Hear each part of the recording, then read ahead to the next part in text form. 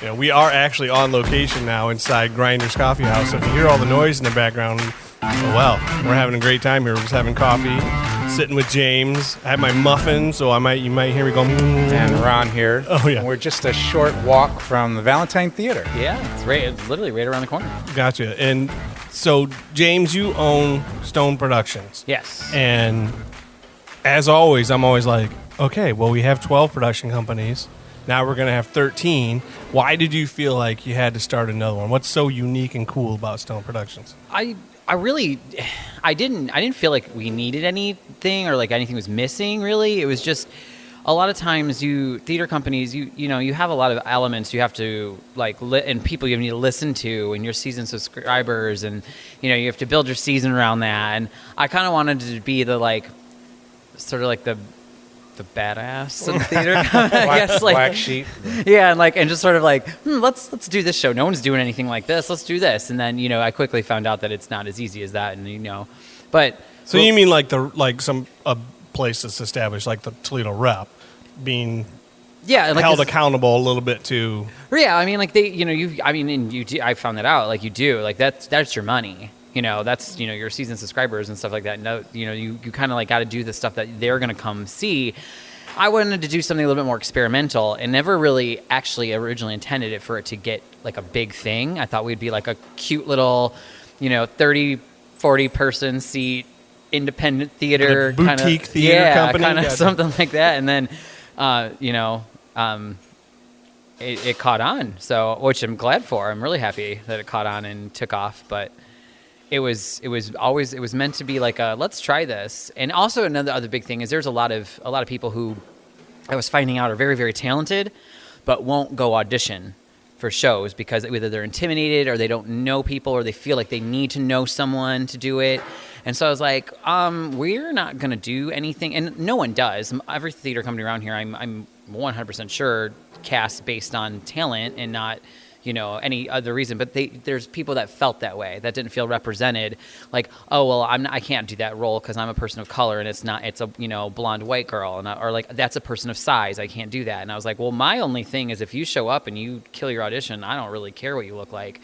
And that's really kind of where it took off too. And our first couple productions, it was people would come see them and they're like, wow, you've got quite a motley crew here of people. I'm like, non-traditional. Yeah, no one really, the cast did come together and vibe, but when on that first opening number, you're kind of like, this is a lot of people I never thought I would see on stage together kind of situation. Well, I think it's critical, like what you said, you can talk the talk, but are you going to walk it? It's like, oh, we're open to. Okay, are you? Yeah. Okay, because I just saw you just cast the redhead as the Little Mermaid. Yeah. So are you sure you're really open to it? Right. Or yeah. So right. So when they came to your show after you said, well, this is what we do, and they seen that what you're putting on stage is what you said you were going to do, and that's put the best talent up there. I'm sure that helped reinforce their confidence. Yeah. Say, hey, maybe I will audition for this kind of right. place. I mean, and that's. It's where it kicked off from, and then the bigger the bigger we get, we learn. There are things you need to do to the money coming into it. You do have to appease them. You can't just be like, thanks so much, sign the check, doing what we want. You can't really do that all the time. No. And I have no clue. How do you start a production company? How would I start one? Fun fact, apparently I didn't really know how to start one when we did either, but we got there. You really do. You find a group of people who are interested. That's really where it starts. You can't do it by yourself. There's no way. You can't do it successfully by yourself for sure. And you've got to expect the first few years to literally make nothing. So who are your group? Who is your group of people that you had? Now it is the Collingwood Arts Center. That's I had a board. I had some people who just really wanted to get involved, and what's great is there some of them still are active with us. Some of them they've gone on to do other things, and that's great. Because that's another thing. I'm like, you're not mine forever. Please go branch out and experience other companies and other styles. Not to mention you want them 24/7, 365 days a year. So it's exhausting for these poor people. Right. So it's I love it and I wanted to do it, but now I'm like, screw this. Yeah. Yeah. I didn't know it was going to be my whole life, but it is. It is a commitment, and it's crazy because anyone out there who's listening or or just knows this, like community theater is, it kind of, anyone who does community theater on stage, off stage, in the office, like they need like I don't know, like a hug or a raise or like something, because like they need some sort of like special appreciation, because there is nothing, no one does that as their only thing, you know, like you're doing your full-time job on top of a full-time job that often doesn't pay anybody anything. Right, exactly. So you start Stone Productions, first of all. Where's the name come from? It kind of came from like the drag persona Amber Stone. Oh, like well, it was one of those things I was like, no one's gonna give a hoot about Jaymes Gregory Productions. So I was like, and then also like Stone Productions, because I was like, we're like, you know what I mean, like it's like hard and like, you know, something kind of coming at you like, what is this? And so who's Amber Stone? It's my drag persona. You have to tell us I details. know, I'm just You're getting just throwing there. stuff out there. I I was don't know. getting I'm there. like, Yeah, who? What? no. Am I supposed to know who Amber Stone is? I don't know who that is either. And another part of the reason why I was Amber Stone Productions is because their first, and this is our era that I don't really like to talk a lot about, because it was the era that, you know, the first year where it was very experimental, and you know, not everything was done the way it probably should have been done. But I don't care. I can say that because a lot of people know that. But we did it. Our first show we ever did was in the bar, like which is no longer open, but it was Legends, and it was like a drag bar that I worked at. So it was like, all right, and it was like, you know, they did other little production things in there, but whenever like we would do something, it would be like, well, this is like Amber Stone's production, and then it was like, that sounds cool, like let's go with that. And then also when I applied for the LLC, that name wasn't taken, so it kind of worked out in my favor. So what was the first show then? So you had to do it in Legends. Yeah. So you had the stage that Legends had, and that was it. So you probably had to have a compacted cast. I mean, we did. Well, you didn't do Harold Hill and Music Man and have no. town there, yeah. And it was like, well, the thing is like it was one of those things where we were like, let's see what would be the first thing to do here that people would come see. And it was Rocky Horror, but it was a very stripped down. It was basically like a Rocky Horror concert. No pun intended. Yeah. To strip down, right? Yeah. But we were like, we don't have, we don't know. We're in a bar. We don't know if we're going to get 2 hours of anyone's attention in a bar. So like, let's just do what we can. Let's just like, you know, buy the songs, do this like the way. And it was just like a kind of like a concert version. I was gonna say, was it more like a cabaret concert? Yeah, it was kind of like when you see like the celebrities, they do like the tribute to it, you know, and they're just doing the songs. It was like that, and we had some members from the Collingwood Arts Center in the audience, and they approached me after, and they were like, "We want to do this on our stage. Like, how do we get there?" And I was like, "We'll pause," because I'm like, "Let me see how this is gonna go." I was like, because I knew what that meant. That meant like, okay, this needs to be a full-out production company now if we're gonna do that. And so we did the same thing with Grease. Did like a little concert version of Grease. That was your second show? Yes. And do you know all the shows you've done in order? Yeah, I do. Yeah, that's impressive. I do. I really do. So Grease was Grease, and this is like, I always, when anyone brings it up, I'm like, it's like Voldemort for me. It's the show we do not speak of. Oh, Harry Potter. And it's not no disrespect to any Grease fans out there. It's just mainly because a logo was used, created, and not and the proper. And so we got. You know what? You were still. Yeah, you're still. You mentioned the LLC getting a name. But he's still starting out. You know, he's allowed to just. Well, we weren't that. We weren't that. It was just so like, you know what? We can do this. We're in a bar. No one will take notice. Well, and like the bars have like a cabaret license, and you can do that stuff. Like the drag queens, that's how they're allowed to do like Lady Gaga and things like that. So. It was like, okay, we're going to do this. This will be cool. It'll be cute. And it's also like, it's in anything we ever did. It also wasn't for us. Like if they charged like a door cover, it was we donated it. It was for a charity. It was a fundraiser for something. So I was like, you know, whatever, let's just see how this is going to go. Well, that woke up one day to like a really intense email from the people who own the rights to Grease. Somebody ratted you out to MTI? No, it wasn't MTI actually. MTI is like it was actually to like Warren and Casey or whatever, whoever owns, and so it was. it was quickly squashed, taken care of, and it was like, okay, this is the thing. We're not doing that. The next show we did was Rent, and I paid for that out of my pocket. But that's how you start. Yeah. That's I think that's what did it. Like that one, because we did that show, we did that one at Legends, but that was not done concert style. We did the show. And at Legends, were you getting free use of the space? Yeah. So that helped. Yeah, and it was great. That was the only thing. The rules were you can rehearse when we're not open.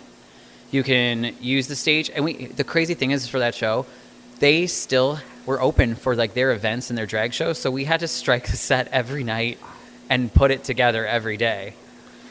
After each one of your performances. Yeah, like every night we had. Luckily, it's Rent, and if you've seen Rent, the set is like nothing more than a few tables and chairs and like a pile of stuff. So, but people who came to your show were ticket holders who were only getting into the door now to see Rent if they were going to see Rent. Yeah, they weren't there to drink at the bar and do everything else. They did a really cool thing. They kept because Mojos and Legends were connected, but like they had like door people everywhere, and it was like you came in. You had purchased a ticket for the show. If you wanted to stay afterwards, then you had to get a wristband and then, get whatever they were I don't think they charged cover for their shows then, but it was like only like someone who was just hanging out at the bar couldn't stumble in and watch the show. Gotcha. A few people tried. Right, but so these are hardcore fans who specifically wanted to come and see Rent. For sure. Cool. Very cool. And it was legitimate now. You actually paid for it. Yeah. And then that was the end of, that was like the beginning of the new era of Stone Productions. It was like, okay, we want to do this. Let's hit this hard. We're going to do Rocky Horror at the Collingwood. Let's look into this. Let's do this. And we have like What year was that? This was rounding out 2015. See, because I'm always trying to figure out, like, when did I hear about Stone Productions and when what was going on? What was I? And that sounds about right as to where, like, so I was on the ball, man. I found out about them early. Probably because Dylan. Probably because Dylan was doing Rocky Horror, and I was like, who's this? Yeah. What's going on here? Who's this company? And I started following you. Yeah, we have three eras for Stone Productions. We have the Dark Ages. We have the illegal Dark Ages, right? We have our finally getting our shit together, and then we have our we have arrived. So we were finally getting our stuff together phase, and the first year of Rocky Horror at the Collingwood was great. The attendance was amazing. It was probably, and anyone who was in this, if you're listening, don't be offended because this is true. It was the most thrown together version of the show ever. But it was appropriate for the show. We did it. We had everyone that was involved with it that year was very, very active in like the shadow cast. So a lot of stuff was like borrow where you can borrow. Look, there's some like random pieces of wood. Let's paint them and make that the set. Like it was not as stepped up as it has become. Mm-hmm. So. And you guys got to pay serious attention to when I'm eating, because if you see me stuff the muffin in my mouth, which I'm about ready to do, you guys got to talk, because we can't have dead airspace. Yeah. No, you're good. You're good. I have nothing. But no, we did that first production of Rocky Horror, and then that's when everything really came in. Like we brought some serious like. I don't know. Money's not the word I'm looking for. It's like people who've never been in, like we brought like community into the Collingwood. And there's a gentleman who works at the Collingwood. He does a lot of their like repairs, and his wife works in the office there with community shares. And they say all the time that Stone Productions came in and I love this and I really really take pride in this, but I don't use it to boast. But he will tell at the end of every Rocky Horror that closes, he lets the new people know that Stone Productions came in and basically saved the Collingwood that first year. Oh, good for you. So, and that's what made me want to, that's what really has me, like, that's why it's our home, because I'm like, I love that we were able to do that, and I also, like, it's just, I don't know, it's really cool. Yeah, it's a beautiful theater. Holy moly. It's, it's just old, but it's beautiful, and I've seen a lot of children's theater workshop shows there. So I've not seen Rocky through you guys yet, though. So that's but what other kind of crazy ass shows do you guys do? So we did. So our 2016 year was like the year of like, wow. And this is post pirated year, right? What'd you call this year? The coming this up? is like everything coming together. Out of Like the dark everything's ages. yeah. No. Like this is like when everything was like legit done. We were again like paying for the rights to the show. The tickets we'd watch the ticket sales come in and be like, oh yes, look at all this, and then we'd literally pay for everything that it cost to run the show and be like, cool, $20, yeah. But We're getting there, guys. We're getting there. yeah, no. But so the next after that first Rocky Horror production, so like our season officially started in 2016, and we also have a theater downstairs. It's the Underground, and it's a black box style theater that you can turn into whatever you want. The stage literally can go wherever you want it to go. In Collingwood, there's a I just Yep, there's like learned something new today. a bar down there. They use it for like you can do wedding receptions. It's like it's anything. Like bands can do concerts down there. If bands play down there, it's pretty loud. But the next show we decided to bring was Spring Awakening. Nice. See, I didn't know about that one. And Spring Awakening we did in the Underground. We did it like kind of like in a half round style because we wanted it to be very immersive. It was the first time, I don't know if the first time ever. I mean, I'd have to really like dig into some archives of the Collingwood, but it was the first time in a long time that there was nudity on stage at an event at the Collingwood. And it was honestly still to this day probably one of my favorite shows we did, just because it was like going from like fun, like like we're doing like Rocky Horror, and then we're doing like there's nothing like fun about it's Spring powerful. Awakening. Yeah. It's one of my favorite shows, so I could see that show many times, or just listen to the soundtrack or whatever. Or something might be something wrong with me. And then we just kept the theme with nudity going, and our summer show is hair. So that's what Stone Productions is known for, then. Yeah, nudity. Yeah, that's what. Boobs and butts. Yeah, Stone no. Productions, boobs and butts. That's who we are. So. No, but it was hair was great. The only thing Full Monty's next, then. Yeah. It's on the hair was awesome. It was the first show we did where we had a huge turnout for auditions. I feel like that's when people really like Spring Awakening first. People were like, oh, okay, and then hair was like, people were like, oh, we heard about them. Let's go for this. Let's try this out. We had people from like Owens community or not Owens Theater Department. We had UT people. We had people from 3B. A few people came and did that with us. It was great. It was like a huge. It was like a 23-person cast, I want to say. And we did it in the middle of August in the Collingwood Arts Center, so you can only imagine at the end of Act 1, the cast went from being scared to taking off their clothes to like, when is it time?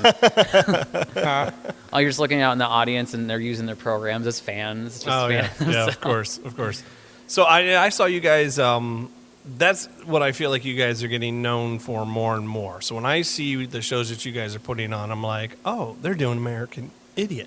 Mm-hmm. They're doing Spring Awakening. They're doing... these more hair. Who's done hair around here? Ron, anybody? Oh, Cutting Edge did it. Cutting Edge? Yeah, Okay. Cutting Edge. And that was actually really cool because we did the show in the summer and they did it in the fall, and it was their first musical.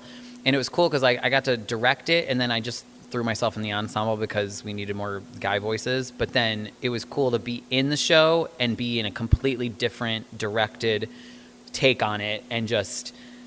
not have any responsibility other than learning my notes and my choreography. But see, it's only going to be certain companies in town that are even going to take on hair. Right. They're just not going to do it. Yeah. So, I mean, Cutting Edge, obviously they're Cutting Edge. That's what they're there for. Yeah, for sure. And you sound like you're Stone Edge. It's Yeah. like the same kind Stone of thing. Edge. Yeah, it's you guys are kind of producing the same kind of stuff. So And that's a show, too, that would be really, especially now, like, that was in 2016. We're in about to be in 2022, and like that show deals with a lot of things that have completely surfaced and almost maybe a little bit more intense. And I feel like there would be elements of that show that would have to be either reworked creatively or like I don't know, like it would just some things would have to be approached with caution for sure. So, what do you have down the pipes? You got anything cool you're what's working on on? the bucket list or wish list? We're really happy to. We are definitely very happy to announce that Hedwig and the Angry Inch is happening. Oh, It was our show we were working on in March of 2020. We were in Tech Week. Oh, And the show's supposed to open the 21st, and on the 17th is when they said that everything was shutting down. So When is that going to happen? February. February. Yeah. Okay, so we got a little bit of time for that. So is everybody coming back from the cast, or you have to Yep. recast? Yeah, no. it's all- Everybody? Everybody. Oh, Everybody. Ron, you can't be in it, man. Sorry. Yeah, I know. Apparently it's cast already. No, it's well, because it's literally just 2 people and then the band. Oh. So, but it's we were. Did I tell you we don't know anything about theater? What's that? I don't know anything about And theater, I so don't- therefore I Oh, didn't no, know it's there was like, only 2 people in it. Yeah. Don't usually take my clothes off on stage. There's not really any nudity per se in Hedwig. It's Not more- on stage. Ron's The backstage audience, naked the the whole time. audience But can't unsee that. Yeah. Yeah, no, Hedwig's just like that's another show that no one's really doing around here. Right, right. But it's it's pretty it's a powerful rock musical that actually rocks. Like every single song is like a jam, but it's also really there's a lot of emotion and heart to it as well. And it'll be at Collingwood. Yeah, All it'll be at right. Well, we got to Collingwood. get you on our list of shows coming up. So when Yeah. it's coming up, I'm not like, we forgot about Stone Productions. We do have a shameless plug, but on Sunday the 7th of November, we have we're doing I don't know like a little Halloween spooky spectacular like musicians and soloists that are involved in Stone Productions are doing like a little concert at the Ottawa Tavern from 6 to cool. 9, and then they're also hosting like show tune karaoke directly after it. So. Is there a connection with Ottawa Taverns? Ottawa the 2 owners are actively involved in the show. The owner played Frankenfurter, and his wife was Columbia in the 2019 production, and then they're both in the band that's in Hedwig. And then they've been in a few other things. They were in American Idiot when we did it. Look at that. So you got another connection here you can always perform in. That's awesome, Right. though. That's very cool. Do they have a lot of other things at the Ottawa Tavern with you guys? Do you put on little cabarets or anything? We haven't done like anything like we haven't done like a preview of a show or anything like that there yet. We were gonna do a Hedwig one, but then Preview of a show. I love that. yeah. We were gonna do we were gonna do a preview of Rocky Horror this year, but that's want. What happened there? So I'm allowed to say Okay. is that the Rocky Horror Show, last time we did it, it was Samuel French still. It's Concord Theatricals now, and they've kind of recently taken during the pandemic have taken over, and it's been I've talked to a few people, and again I'm not slamming anything or anything because I don't know what I'm allowed to say, but a lot of people have had the same reaction when I've said the name of that licensing company. They've had a very eye roll, ugh.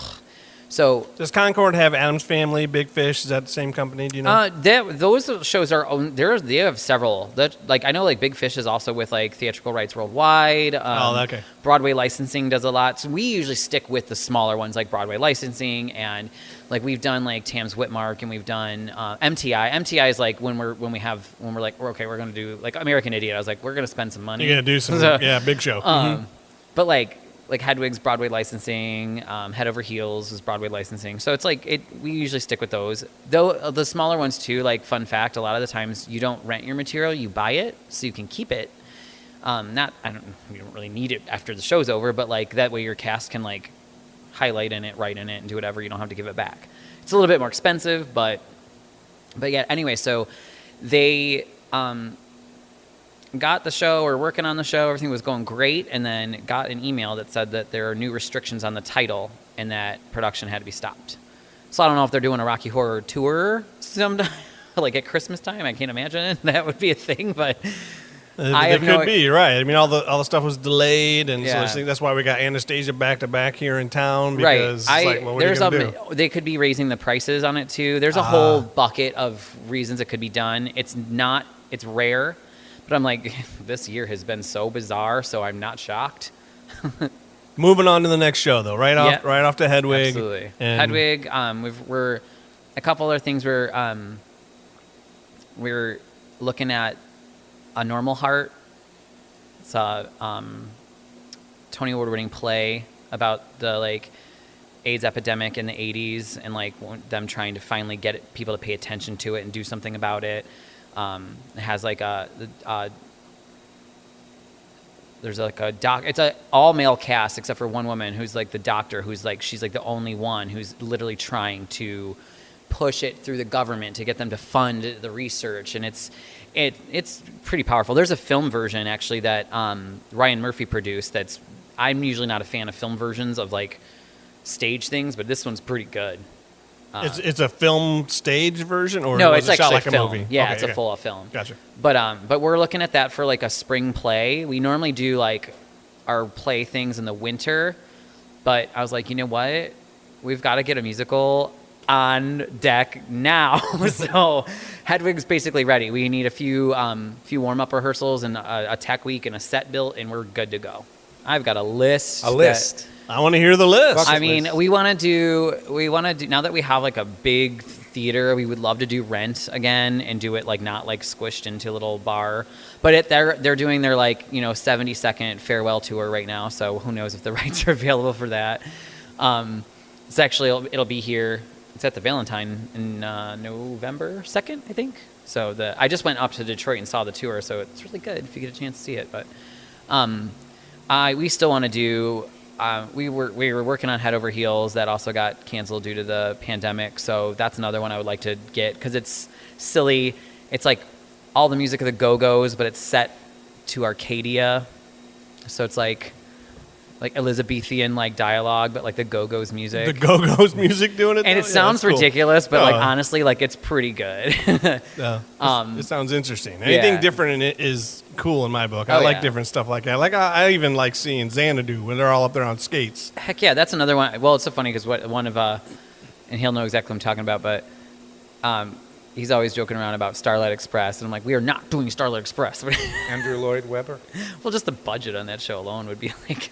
I don't know that show It's at all, like but roller skates. It's roller skates, but about they're a all train. dressed like giant robot train things, and the set goes up into the balcony, Yeah, and it's like a big, huge, like it looks like Tron. Wow. Like, yeah, it's.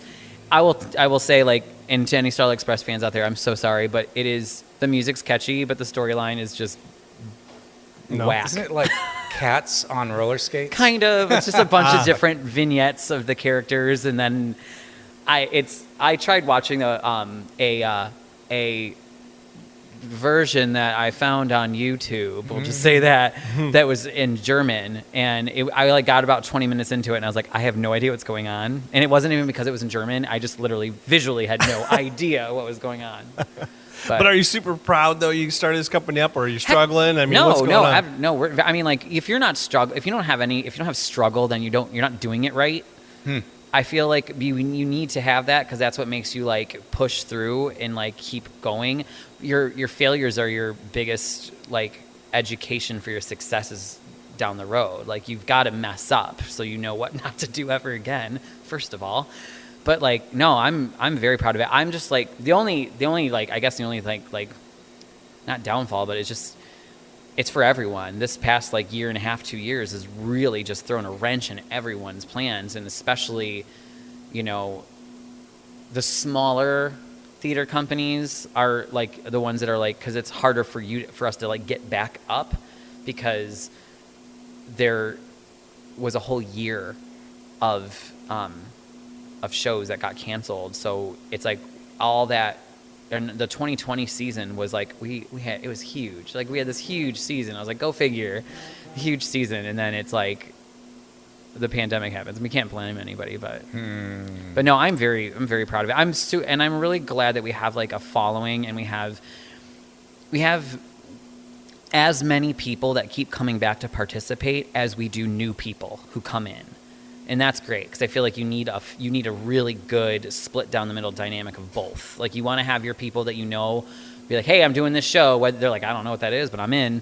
And then you have like the people who are like, yeah, I just want to give this a shot. And so I feel like you need that because it keeps you on your toes. It keeps you fresh.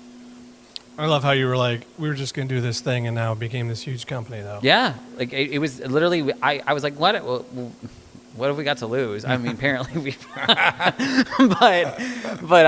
but you know what though? That's the best part. Is it like we came out of that, and now we're, here, Ron and I are going to start our own company. Yes. You We're going to should. call it Stones Production. You should, yeah. Stones. And we're going to, it's with gonna, a Z. Stones. Big Stones. Exactly. And then yes. we're going to, what's our first show going to be, Ron? Flat Stanley's. I'm 13? proposing. Did you say 13? Oh, don't give our shit away. No, it's Flat Stanley. Everybody loves that, right? Right. We gotta love it. Do little kids shows here and there. Yeah, no. Like just But definitely Stones with a Z production, and Yeah. then we're gonna just steal all your people because people will be confused and be like, "Oh, I heard they're really good. We'll be the 21st. They're cutting edge. 21st production. We're gonna be company in cutting Toledo. edge Stones Productions. That's what we're gonna be. 3B. There, you just have everyone's name in it, and it's like this long, and like everyone's the most annoying thing, other than the fact that you like copied everybody, is that it doesn't fit on a letterhead. Right. Well, look at our podcast now. It's Stage Door get Production, issue box hosted by in there, too. two regular guys. Yeah. It's the longest name on Facebook. So when we Yes. tag ourselves, it's like, what is that? Yeah, no, it's great, and it's also really cool. Like just like side note, it's really one of the other things that's really awesome is that, like when a new theater company comes out, the pre-existing ones that have been around forever, like, as in fairness, are usually kind of like, we'll see, and like, we'll see how this does. And then, but it's really, my favorite thing is when I like look out in the audience and I see like the proprietors and the producers and the directors and like the cast and the participants sitting in the audience watching. I love that because it's like, I feel like that's really, what else can we do but like support each other? Like that's really the only thing we can do is like just be like, hey, like if I'm running my own company, I can't like give you all of my time, but I will come see your production. And I love that.